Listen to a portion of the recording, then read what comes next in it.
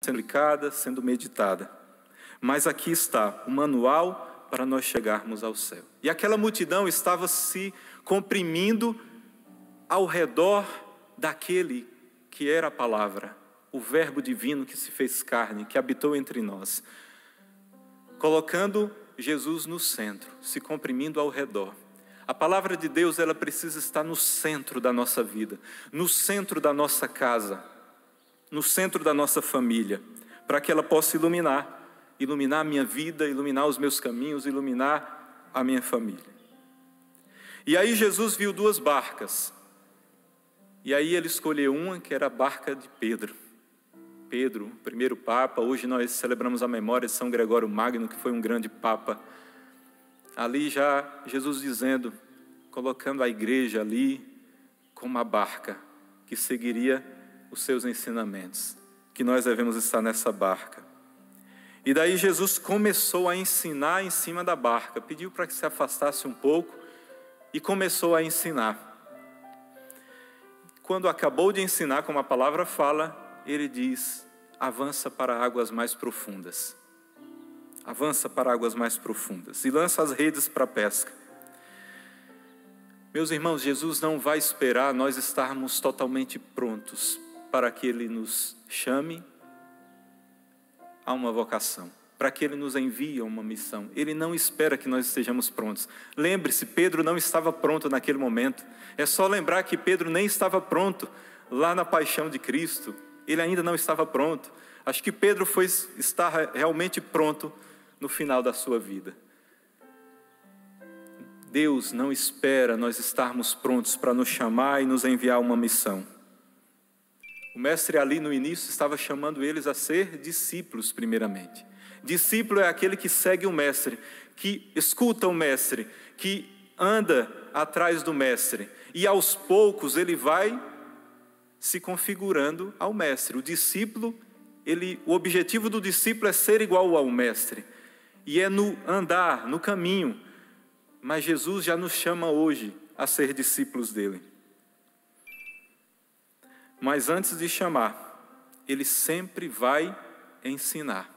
Como ali na barca. Primeiro, antes de chamar Pedro e os outros a avançar para águas mais profundas, ele ensinou. E ao terminar de ensinar, ele chama.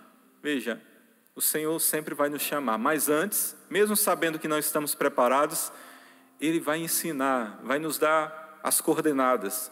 Como nós devemos fazer, que caminho seguir, que vocação Ele quer para nós. Ele vai nos mostrar a sua vontade. Quanto tempo, meus irmãos, nós estamos parados nas margens da nossa vida, não dizendo sim ao Senhor. Às vezes, muitas vezes por frustrações que passamos, por medos, parados nas margens dos nossos medos, das frustrações, porque não deu certo, isso, aquilo, porque lá na minha paróquia não deu certo, eu não me dei bem com o padre, eu não me dei bem naquela pastoral, O Senhor te chama. E aqui eu lembro a primeira leitura que Paulo fala. Ali em Corinto, na comunidade de Corinto, estavam na discussão. Uns que diziam que era de Paulo, outros de Apolo, outros de Pedro. E Paulo disse, não fiquem discutindo se você é de Paulo, de Apolo ou de Pedro. Não, vocês são de Cristo. É Cristo que vos chamou. É Cristo que te chama. E não o padre, não o coordenador de lá do teu grupo, da tua paróquia. O Senhor te chama, é Cristo que te chama. E aí Simão diz... Veja, Jesus pede para lançar as redes novamente. Pedro tinha, mas os outros tinham passado a noite inteira. Pedro, experiente na pesca, ele sabia que não tinha peixe. Mas veja, Pedro nos dá uma lição de uma atitude que é essencial para nós sermos discípulos, para a nossa vocação e para a nossa salvação, a obediência. Mas em atenção à tua palavra. Eu sei que não tem peixe, mas em atenção à tua palavra eu vou lançar novamente as redes. A obediência foi canal de salvação, porque o Cristo obediente fez o que Adão, na sua desobediência, tirou a salvação de nós. O que Eva desobediente, Maria foi obediente. Então a obediência é canal para sermos verdadeiramente discípulos e para alcançarmos o céu. Geralmente, quando nós fracassamos em algo, nós não queremos retomar aquilo ali. Fracassamos em uma situação, eu não vou tentar mais, eu já fracassei uma vez. Mas Jesus quer novamente fazer isso. Você que já fracassou, às vezes na tua vocação, você que deixou a vocação de lado, talvez até aparentemente perdeu a vocação, o Senhor para na tua frente, nas margens da tua vida e diz: lança as redes novamente, eu vou contigo. Lança as redes novamente para pescar. E veja, eles fizeram isso, lançaram as redes e apanharam enormes peixes.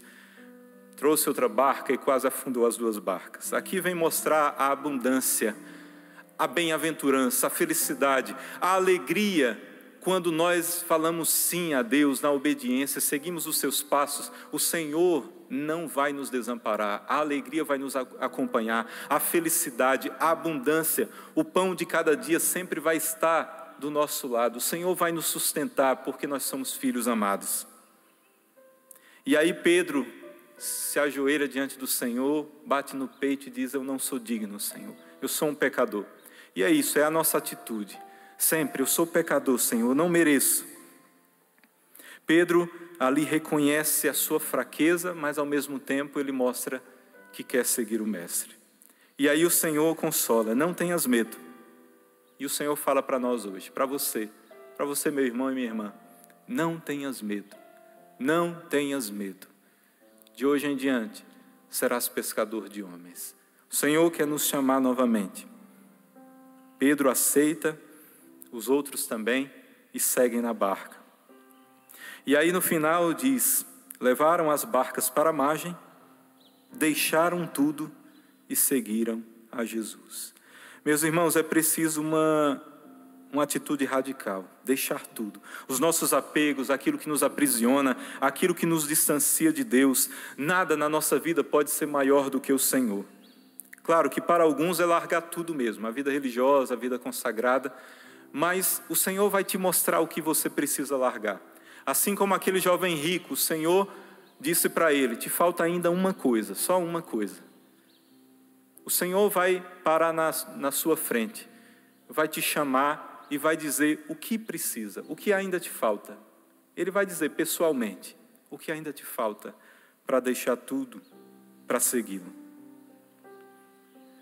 Que no dia de hoje você possa pensar: o que é que ainda me falta para largar tudo, os meus anseios, projetos, às vezes os meus medos, angústias, fracassos, e seguir definitivamente o Cristo.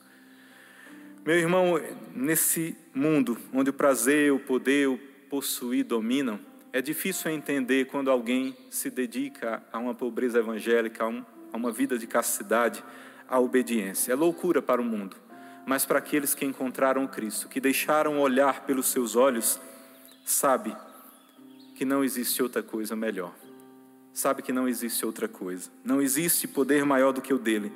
Que abandonar-se inteiramente dele é possuir tudo. E ele é o maior prazer para aqueles que se deixam encontrar. Que nesse dia o Senhor possa olhar nos teus olhos e dizer: vem e segue-me. Lança as redes, não tenhas medo. Não tenhas medo.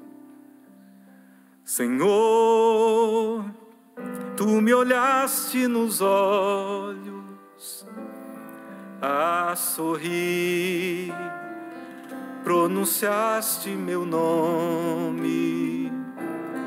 Lá na praia eu larguei o meu barco, junto a ti buscarei outro mar. Louvado seja o nosso Senhor Jesus Cristo. Para sempre seja louvado.